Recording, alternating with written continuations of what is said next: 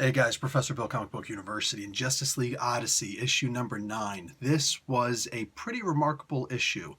It felt like I started reading the book, and the first couple pages, I'm like, oh my god, this is awesome. And I'm like, how are they going to move on from this? And then they did, and it wasn't quite as cool.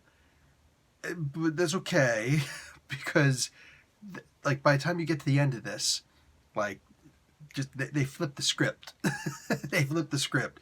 We're going to talk about who made this comic book first, and then I'm going to get into the comic book itself. By the end of this, I'm actually going to give a little bit of spoilers because it needs to be talked about. That's how intense this book is. You know, I don't go spoilers too often, but here we go. So this issue is called Legacy. Dan Abnett is the writer. Daniel Sampier is on pencils.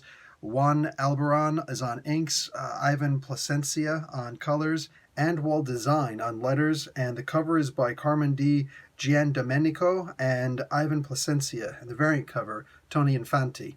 All right, so Azrael, man, he's got the voice. It's like that Transformers song, you know, you got the touch, no, you got the voice.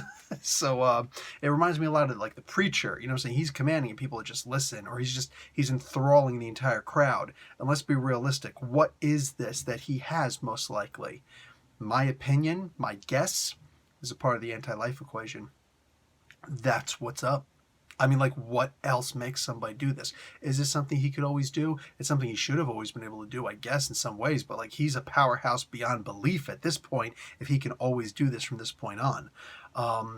Blackfire, Starfire's sister, she's like, oh no, this isn't cool. Like, I have to obey him, but she doesn't.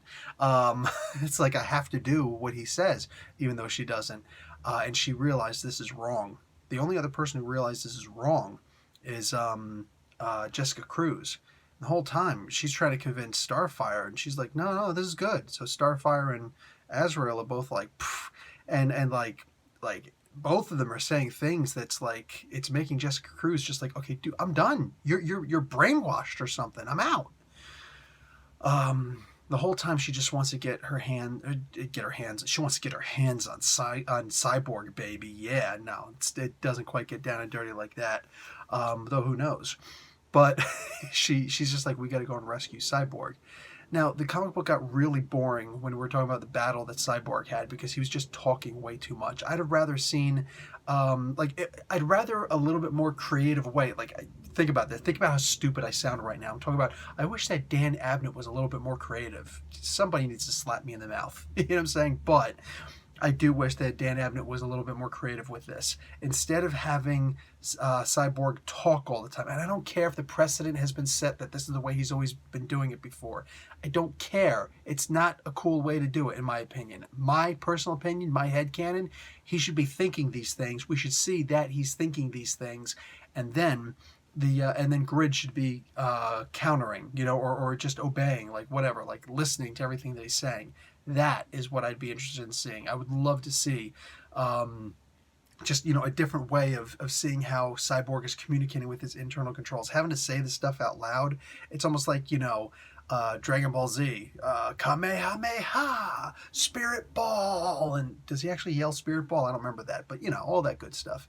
Like, I don't need to see, you know, here's my Super Ninja Gaiden Punch, boom, and it's like, no, I don't want to, I'm not interested in reading a Cyborg anime.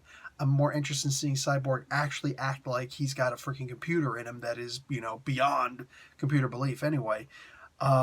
Here's where I get into full-on spoilers a bit, because we're talking about the very last page of the comic book. At the very end, Cyborg, and I'm not going to tell you how, but he's able to find his way back to the guys. Instead of him being rescued, he rescues himself, I guess. Again, I'm not going to tell you how he did it. You should definitely read the book for this. I'm highly recommending reading this book. What do you call it? At the one point, this person, Cyborg, who is Jessica Cruz's last hope, she's thinking, this is the one guy who's going to be able to, I'm going to be able to talk reason to. He's unreasonable. Now, she goes and she says to her ring, how much energy is it going to take to contain all three of these heroes, these fellow heroes of mine? Mind you, the heroes that Darkseid summoned into the ghost sector and said, you've got these great divine purposes. I think I'm on Jessica Cruz's side finally. because she's the only one who's actually thinking rationally, and these other guys, they're just, we've got to listen to Darkseid, we've got to listen to Darkseid. Even though Azrael's got the voice, I think that the voice has also been used on him, and on all of them. And it's scary. And mind you, Jessica Cruz is down to below 30% power at this point. So I wonder what she's got left. This could be turning into an amazing fight. If we're talking about she's got like no energy left, but she's still got to fight. This is awesome. this is leading up to, like, the way that ended. All these thoughts are racing through my head that this is suspenseful, and we're going to lead up into a hell of an internal battle. This, I know a lot of people aren't particularly huge fans of, DC fans at least aren't huge fans of the Marvel way of doing things, where the heroes are always fighting each other.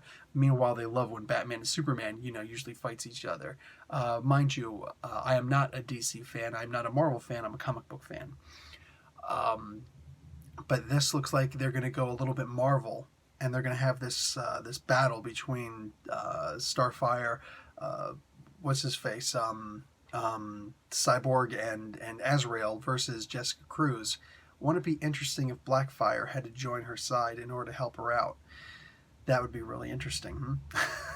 So I am seriously looking forward. This battle looks inevitable, and of course, like, besides being 3-1, you're talking about having a bunch of people against her. I like this. I like this a lot, and I definitely recommend getting this issue, because what comes next, I'm imagining, is going to be fantastic. Anyway, guys, I think I've said too much. Professor Bill, Comic Book University, class dismissed.